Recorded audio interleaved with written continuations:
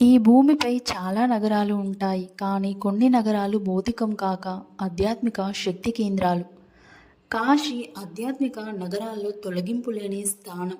ఇది కేవలం నగరం కాదు, ఇది మోక్షానికి ద్వారం. శివుడు స్వయంగా ఈ నగరంలో నివసిస్తారు. కావున కాశీ క్షేత్రం ఎన్నో జన్మల పాపాలను తొలగిస్తుంది. మహామహిమ గల స్థలం. ప్రళయానికి ముందు భూమి అశాంతంగా శూన్యంగా ఉండేది. శివుడు తన త్రిశూలంపై వెలుగు పెట్టి అది కాశీగా మారింది. ప్రళయం వచ్చిన కాలం మారిన కాశీ ఎప్పుడూ ధ్వంసం చెందదు.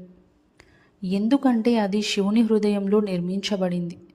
దేవతలు ఆశ్చర్యపోయి అడిగారు, ప్రభు, ఈ నగరం ఎందుకు శాశ్వతం? శివుడు అన్నాడు, ఇది నా మోక్ష నగరం.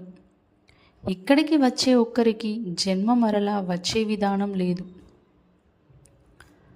భక్తులు కాశీలో మరణిస్తే తన శివుని కిరణాలతో స్పర్శతో పాపాలు మాయమవుతాయి. ఎటువంటి యజ్ఞం, తపస్సు, మరణం కాశీలో శివుని స్మరణ కంటే ఎక్కువ బలం కలిగించదు. మరణం అంటే భయం కాదు, మరణం అంటే మోక్షం. మరణించే క్షణంలో శివుడు స్వయంగా తన భక్తుని కర్ణంలో తారక మంత్రం జపిస్తారు.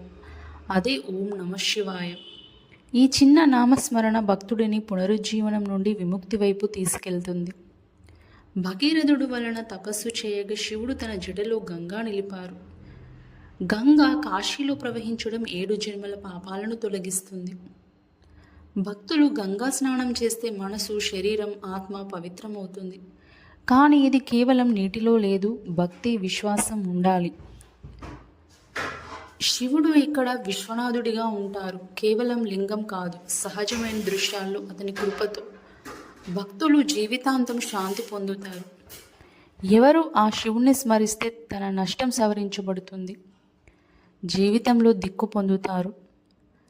విశ్వనాథుడి పక్కన అన్నపూర్ణాదేవి ఉంటారు. అన్నం ఇవ్వడం ద్వారా భక్తుల ఆకలిని తీర్చడం. ఇక్కడ ఎవ్వరూ ఆకలితో ఉండరు. అన్నపూర్ణ కృప ఉంటే జీవితం లోటుగా ఉండదు. భక్తితో కూడిన జీవితం పూర్ణమవుతుంది. మణికర్ణికా ఘాట్లో దహనం అంటే భయంకరం కాదు. శివుడు అక్కడే ఉంటారు. అతని కృపలో మరణ మోక్షం అవుతుంది.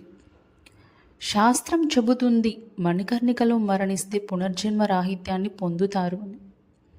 కేవలం కాశీ చూడటంతో కాక భక్తి, నిత్య పూజ, ధ్యానం, సత్యనిష్ట కర్మలు చేస్తే ఆ భక్తి వలన శివుడు సంతోషిస్తారు. మనం చేసే ప్రతి పుణ్యం ఈ క్షేత్రంలో అప్పటికి 10 గుణం అవుతుంది. కాశీ అంటే ఒక నగరం మాత్రమే కాదు, అది ఒక ఆధ్యాత్మిక స్థితి. ఎక్కడ ఉన్నా మన హృదయంలో కాశీని నిర్మించుకోవచ్చు.